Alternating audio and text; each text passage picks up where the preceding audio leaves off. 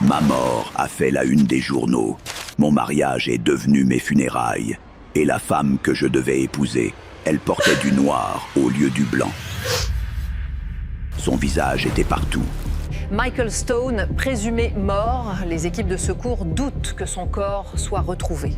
À l'écran, Tony se tenait à côté de Lisa.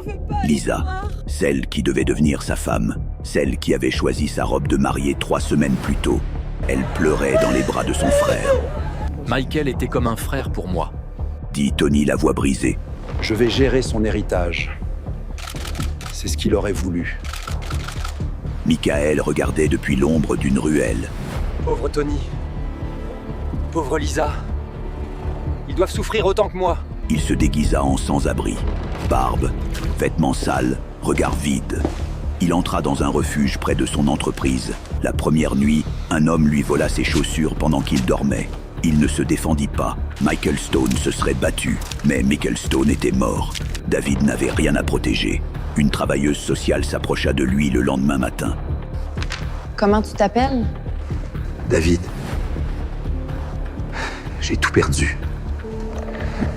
Elle s'appelait Selena. Elle lui sourit sans pitié, sans jugement. Ce soir-là, la nourriture manqua. Elle lui donna son propre sandwich. Personne ne lui avait jamais donné quelque chose dont ils avaient besoin eux-mêmes. Il commença à observer son entreprise de loin. Et quelque chose le troubla. Tony.